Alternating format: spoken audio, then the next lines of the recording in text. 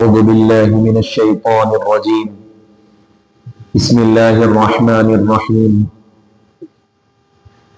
حاضرین و سامعین اکرام، عقائد باطلہ، کفر، شرک اور استحلال گناہ کے بارے میں ہم سماعت کر رہے تھے، اور کل ہم نے کفر کے متعلق سنا کہ کفر کس کو کہتے ہیں۔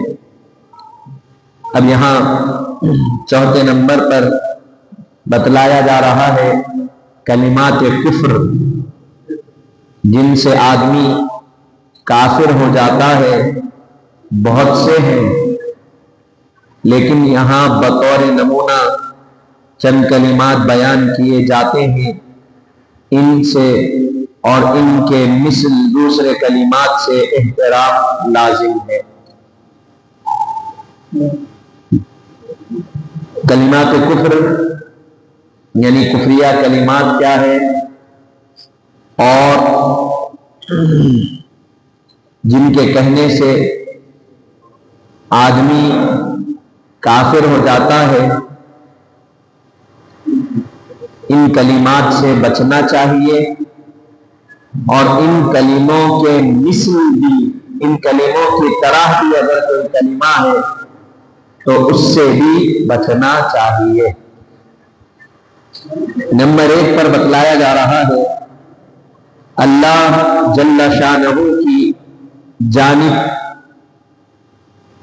جانب پاک میں بے ادبی کرنا یا برا بھلا کہنا، یہ کفر ہے، شرک ہے۔ پہلا کیا ہے؟ کلمات کفر کیا ہے؟ کفریہ کلمات میں سب سے پہلا کلمہ یہ ہے کہ اللہ جل شانہ کی شان میں بے ادبی کرنا یا برا بھلا کہنا، یہ کفر ہے۔ جیسے جاہل لوگ، یہ ذہن میں رکھیں، بڑی اہم بات آپ کے سامنے عرض کر رہے ہیں کہ جیسے جاہل لوگ رنج و مصیبت کے وقت یا کسی کی موت پر برائے ہمدردی کے کہہ دیتے ہیں کہ اللہ نے بڑا ظلم کیا وغیرہ، کسی کا انتقال ہو گیا یا کوئی پریشانی آ گئی، مصیبت آ گئی، تو لوگ کیا بولتے ہیں؟ اللہ تعالیٰ کو ہم ہی ملے ظلم، اللہ ظلم کر دیا۔ تو یہ جملہ بولنا کفر ہے، یہ جملہ کفریہ جملہ ہے، اس سے بچنا چاہیے۔ کہا گیا بے ادبی اور برائی کی ذریعے سی بھی کوئی اگر شے میں نکل رہی ہے تو ایسا جملہ اللہ تعالیٰ کی شان میں استعمال کرنا کفر ہے۔ اگر کوئی استعمال کرتا ہے تو اس کا ایمان ختم ہو جاتا ہے، مسلمان ہے تو کافر ہو جاتا ہے، اور اگر شادی شدہ ہے، مسلمان بھی ہے تو ایمان بھی گیا اور شادی بھی گئی، اس کو دوبارہ تجدید ایمان بھی کرنا پڑے گا اور تجدید نکاح بھی اس کو دوبارہ کرنا پڑے گا۔ دوسرے نمبر پر بتلایا گیا پیغمبروں میں سے کسی پیغمبر کی شان میں بے ادبی کرنا، کیا ہے؟ یہ کفر ہے۔ پیغمبر کس کو بولتے ہیں؟ کس کو کہا جاتا ہے؟ نبی کو پیغمبر کہتے ہیں، پیغام رسا، پیغام لانے والا، اللہ کا پیغام امت تک جو پہنچانے والا، درمیان میں کڑی ہوتی ہے، اس کو پیغمبر کہا جاتا ہے۔ تو پیغمبروں میں سے کسی پیغمبر کی بے ادبی کرنا کفر ہے۔ کسی بھی پیغمبر کی بے ادبی کرنا کیا ہے؟ کفر ہے، بے ادبی۔ پھر اس کے بعد آگے بتلایا جا رہا تیسرے نمبر پر رسول کریم رؤوف الرحیم حضرت سیدنا محمد صلی اللہ علیہ وآلہ وسلم کی جناب مقدس میں گستاخی کرنا، آپ کی شان میں بے ادبی کرنا، مثلا آپ کے چہرے مبارکہ میں یا اوصاف شریفہ سے کسی وصف میں یا آپ کے احکام سے کسی حکم میں کوئی عیب نکالنا، یہ سب کفر ہے۔ حضور پاک کی بے ادبی کرنا، آپ کے چہرے مبارکہ، اوصاف جمیلہ، اوصاف حمیدہ اور آپ کے احکامات میں سے کسی بھی حکم میں عیب نکالنا کفر ہے۔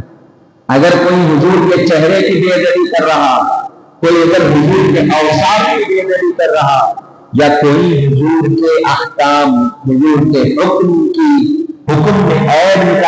کوشش کر رہا ہے تو گویا وہ کیا کر رہا ہے؟ کفر کر رہا ہے، کفر کہلایا جائے گا۔ نمبر 4 پہ کہا جا رہا ہے قرآن شریف کی کسی آیت کا انکار کرنا یا اس کے ساتھ بے ادبی کرنا، یہ کیا ہے؟ کفر ہے۔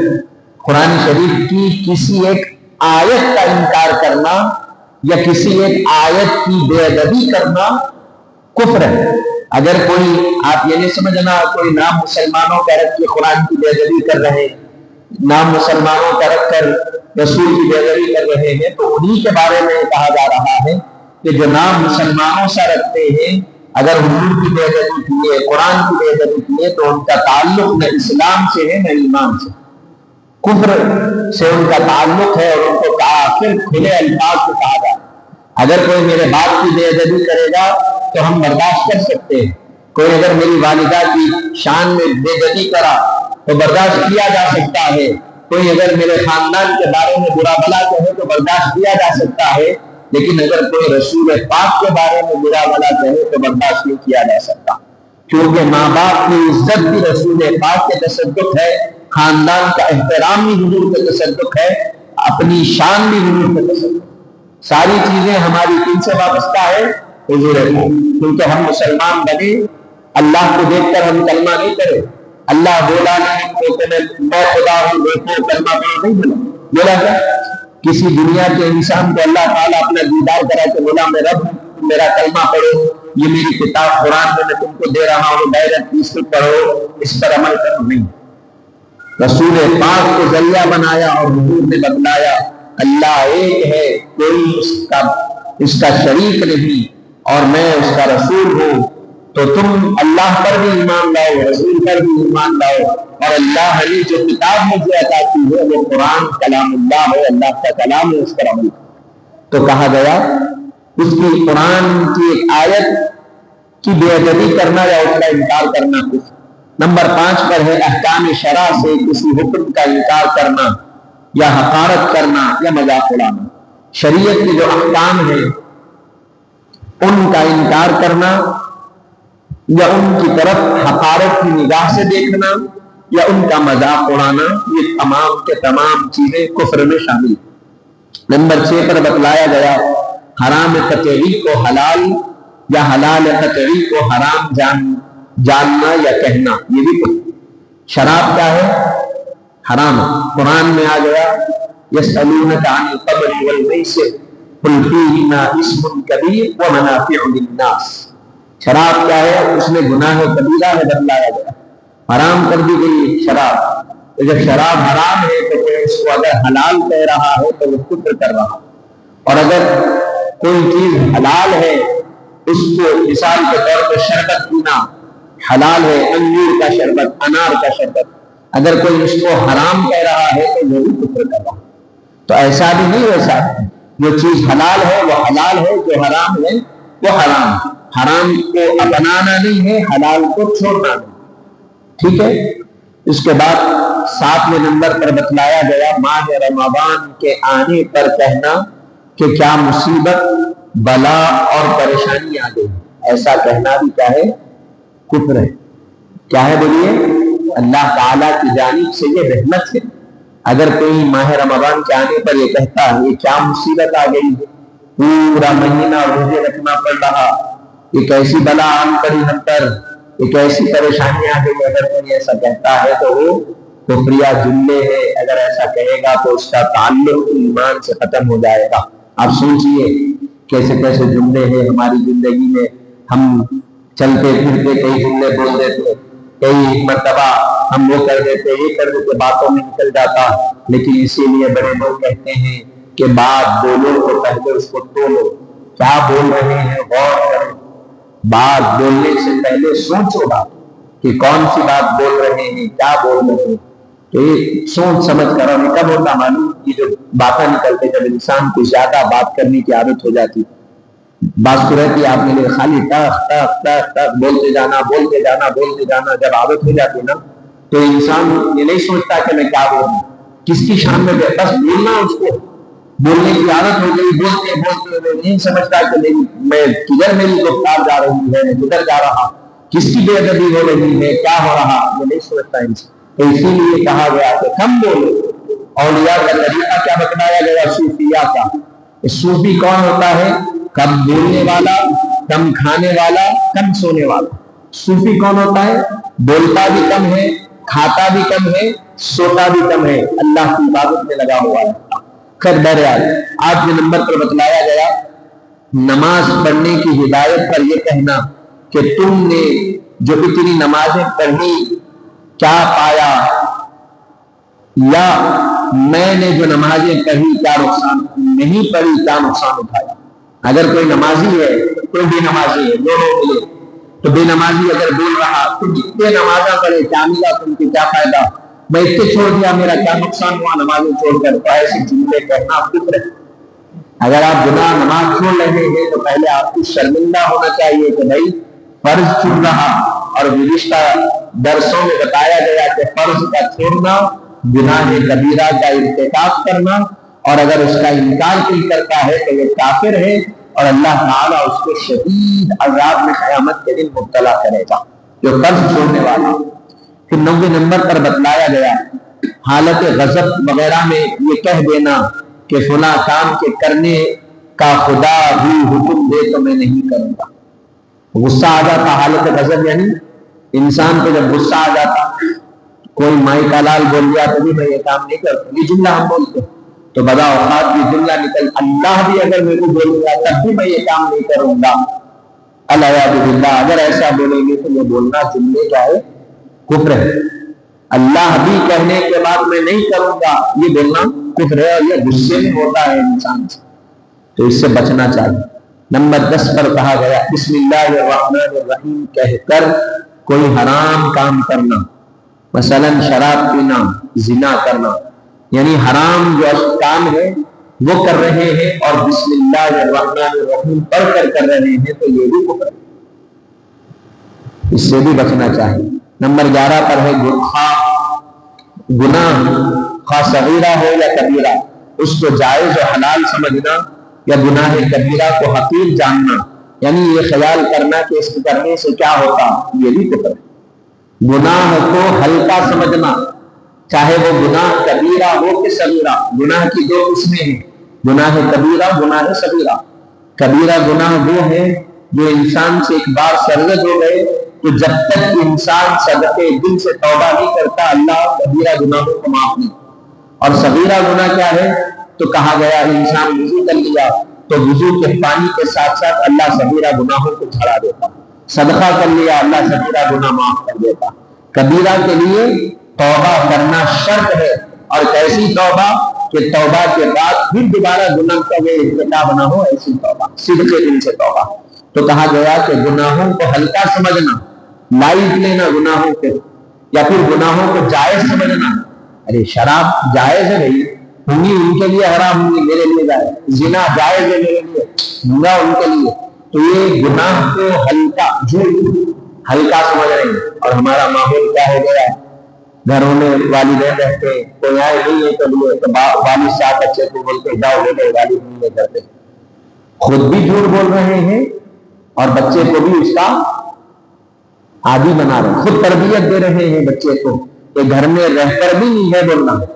تو اس سے کیا ہو رہا ہے؟ ایک تو آپ گناہ کر رہے ہیں، گناہ کبیرہ جھوٹ بول رہے ہیں، اور آپ کر رہے اپنے بچے سے بھی وہ گناہ کروا رہے ہیں. آپ بھی خراب ہو رہے ہیں، آپ اپنی اولاد کو بھی کیا کر رہے ہیں؟ خراب. تو یہ کیا ہے؟ یہ تمام چیزیں گناہ کبیرہ. پھر اس کے بعد یہ خیال کرنا کہ اس گناہ کے کرنے سے کیا ہوتا. یہ خیال اگر بیٹھ جائے کیا ہوتا بھائی، شراب پینے سے تھوڑی دیر نشہ رہتا، سو گئے، صبح ختم. تو یہ ایسا خیال کرنا گناہ کفر ہے. ایسا خیال کرنا، کیونکہ جو چیز حرام ہے وہ ایک لمحے کے لیے بھی حرام. مثال کے طور پہ ایک بکیٹ پانی ہے پینے کا، اس میں ایک قطرہ اگر پیشاب کا ڈال دیے تو پانی پیتے آپ؟ پیتے نہیں پیتے. کوئی عقل مند انسان تو نہیں پیتا، کیونکہ بھائی غلاظت ڈلی ہے اس میں. تو آپ سوچئے کہ ایک قطرہ غلاظت ڈلی تو نہیں پی رہے، جو خود غلاظت ہے آپ اس کو کیسے استعمال کر سکتے؟ جو عین نجس ہے اس کو استعمال کر سکتے نہیں کر سکتے. تو جو لوگ کرتے ہیں اللہ ان کو ہدایت دے، اللہ ان کو اس سے بچائے، اس لت سے ان کو محفوظ فرما۔ 12ویں نمبر پر فرمایا گیا کسی نجومی یا پنڈت وغیرہ سے غیب کی باتیں دریافت کرنا اور ان پر یقین لانا، یہ کیا ہے؟ یہ تمام چیزیں حرام۔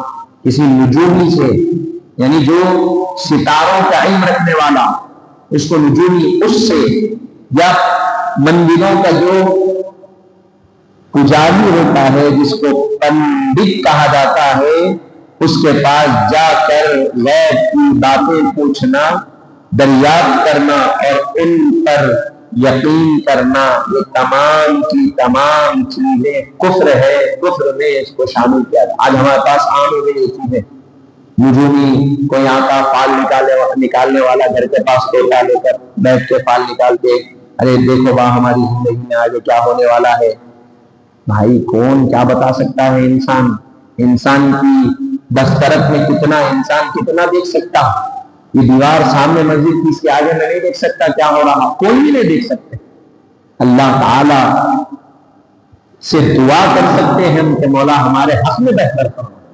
یہ نجومیوں سے یا پنڈتوں کے پاس جا کر ایمان کو خراب کرنا، اور ہماری کیا کہتے ہیں احباب اور ہماری سب سے زیادہ خواتین اس میں مبتلا، اللہ ان کی حفاظت فرمائے ان معاملات سے۔ 13ویں نمبر پر کہا گیا یعنی مورتی بنانا یا پھر اس طرح کے کام کر کر اس کی پوجا کرنا یا اس سے شفا چاہنا، یہ تمام چیزیں کیا ہے؟ کفر ہے۔ مورتی بنائیں یا مورتی جو بنائی جاتی ہے پتلا مورتی، ایسی تمام ایسے قسم کی چیزیں بنا کر رکھے اور اس کی پوجا کر رہے ہیں، اور یہ ظاہر کر رہے ہیں کہ بھائی اس سے شفا ہو سکتی، تو کہا گیا یہ کفر ہے۔ شفا کا دینے والا کون ہے؟ اللہ ہے، اور قرآن مجید میں ارشاد فرمایا کہ تمہارے لیے شفا قرآن، قرآن تمہارے لیے کیا ہے؟ شفا۔ سورہ فاتحہ آپ کے ہمارے لیے کیا ہے؟ شفا۔ ہاں یہ ضرور ہے بھائی آپ کی بیماری آ گئی، آپ بولیں گے قرآن شفا ہے، میں قرآن پڑھ کے بیماری دور کر لوں گا، نہیں ہو سکتا۔ اللہ تعالیٰ کچھ ذرائع بنایا۔ مثال کے طور پہ کینسر ہو گیا کسی کو، تو میں اگر میرے کو کینسر ہو گیا تو میں گھر میں بیٹھ کے قرآن پڑھ لے کے کینسر دور کر لوں گا، بولے تو ہو سکتا؟ میرے کو کینسر کے ساتھ ساتھ لوگ بولتے ہیں یہ دیوانہ بھی ہو گیا، مینٹل ہاسپٹل کو بھی لے کے جاؤ، بولتے نہیں بولتے؟ کیوں؟ اس لیے کہ بھائی علاج، جب بیماری آئی تو علاج کرانا بھی پڑے، اللہ تعالیٰ نے اس کا ذریعہ بنایا، تو اس کے لیے خاص اسپیشل ڈاکٹرز ہوتے ہیں۔ کینسر ہو، ہارٹ کا علاج، ہارٹ کے رگ بند ہو گئے، چکنا کھا کے وال بلاک ہو گئے، تو اب گھر میں بیٹھ کے میں قرآن پڑھ لوں گا یا پھر اللہ تعالیٰ شفا دے دے گا تو نہیں، میرے کو جانا پڑے گا دوا خانے کو، علاج کرانا پڑے گا۔ اسی طرح جسمانی علاج کی ضرورت پڑتی ہے، اطباء کے پاس، طبیب کے پاس لے جاتے ہیں، اور روحانی علاج کے لیے اولیاء کے پاس جاتے ہیں۔ یہ فرق ذہن میں رکھیں، علاج کے لیے اللہ تعالیٰ نے ذریعہ بنایا، بغیر ڈاکٹر کے، ماہر کے دل کی بیماری دور نہیں کی جا سکتی، بغیر ماہر فن کے کینسر سے مقابلہ نہیں کیا جا سکتا۔ اسی طرح جو روح کا ماہر ہوتا ہے، جو باطن کو سنوارنے میں لگا رہتا ہے، تو جو باطن کے امراض انسان کے ہوتے ہیں، اثرات وغیرہ ایسی قسم کی چیزیں ہوتی ہے، تو اس سے بچنے کے لیے اولیاء کے پاس جسمانی طبیب، جسمانی ڈاکٹرز دنیا کے ڈاکٹر ہیں، اور روحانی ڈاکٹر اولیاء ہیں۔ روحانی طبیب کون ہے؟ اولیاء۔ بات اتنی، یہ جسمانی ڈاکٹر جو ہارٹ کا آپریشن ہے، ہارٹ کا دواخانہ، آپ جائیے بڑے کیئر ہاسپٹل میں جائیے، شوگر کا ڈاکٹر، بڑے بڑے مشہور، مدن موہن نام، ہندو ڈاکٹر، آپ جا کے اس سے کیا کر رہے ہیں؟ ڈائبٹکس کی دوا لے رہے ہیں، شوگر کی۔ ارے بھائی بیماری آپ کو بیماری دینے والا اللہ، شفا دینے والا اللہ، پھر آپ ہندو کے نہیں جاتے تو لے جاؤ، ہندو دے رہا دوا کو، مدن موہن لکھے دے رہا، تو آپ بولیں گے نہیں صاحب، اللہ تعالیٰ اس کے ہاتھ میں شفا رکھا۔ تو جیسا جسمانی بیماری کے دور کرنے کے لیے اللہ نے انسان کے ہاتھ میں شفا رکھی ہے، اسی طرح روحانی بیماریوں کو دور کرنے کے لیے اللہ نے اولیاء کے ہاتھ میں کمال رکھا۔ بس اتنا ہے، سمجھنے کی ضرورت ہے۔ یہاں بھی دینے والا اللہ ہے، وہاں بھی دینے والا۔ مدن موہن سے شفا مل رہی تو اعتراض نہیں ہے، اوشا رانی ہارٹ کی اسپیشلسٹ ڈاکٹر ہے کیئر ہاسپٹل کی، اس سے شفا مل رہی، پریشانی نہیں ہے۔ لیکن حضرت غوث پاک سے اگر روحانی علاج ہو جائے، معین الدین چشتی سے ہو جائے، یا حضرت بابا شیخ الدین علیہ الرحمہ سے ہو جائے تو اعتراض، ارے بھائی کیسا ہو سکتا؟ نادان مان، بھیڑ چمبار پتھر کے سامنے جیتنے والوں کو اللہ ان کے ہاتھ میں جب کمال دے سکتا ہے، تو جو اللہ کی یاد میں زندگی کا ایک لمحہ گزارنے والے اولیاء ہیں، ان کے ہاتھ میں کمال دے دے تو اس سے تعجب کی بات۔ بلکہ میں کہوں گا کہ ایک پتھر کے سامنے جھکنے والے کے ہاتھ میں شفا ہے، اور یہ غوث پاک غریب نواز اولیاء جو صبح سے شام تک زندگی کا ہر لمحہ یاد الہی ذکر الہی میں گزارے ہیں، ان کے ہاتھ کو چھوڑو، ان کی چپل سے لگی ہوئی دھول میں اللہ نے شفا رکھا۔ بس سمجھنے کی ضرورت ہے، اگر سمجھے گا انسان تو وہ پائے گا، نہیں سمجھے گا تو نہیں پائے گا۔ اسی لیے کہا جاتا ہے بتلاؤ تمہیں کون کیسا نظر آتا ہے جس کی نظر جیسی اسے ویسا نظر آتا ہے۔ اگر نظر رکھ کے بیٹھے تو یہ شرک ہے، یہ کفر ہے، لیکن آپ کا ہمارا اولیاء کو یاد ہوتی ہے، مدد ہوتی ہے، وہ اللہ کی ہوتی ہے۔ ہم یہ نہیں کہتے کہ اگر کسی ولی سے کچھ حاصل ہو گیا تو کہ بارگاہ میں جانے سے تو نہیں کہتے کہ انہوں دیے، ان کا دیے نہیں، ان کے پاس ان کا کیا ہے؟ کسی کے پاس کسی کا کچھ نہیں ہے، سب کے پاس اللہ کا عطا کردہ۔ تو جو کچھ جو بھی دے رہے ہیں وہ اللہ ہی کا عطا کردہ دے رہے ہیں۔ تو یہ اہل سنت کا عقیدہ۔ حضور بھی دے رہے ہیں تو کیا دے رہے ہیں؟ واللہ قاسم واللہ یعطی وانما انا قاسم۔ حضور ارشاد فرمائے اللہ تعالیٰ مجھے عطا کرتا ہے اور میں تقسیم کرتا ہوں۔ تو حاضرین محترم بہرحال یہاں پر 13 چیزیں بتلائی گئی کفریہ کلمات میں، ان کلمات سے ہم کو بچنا چاہیے۔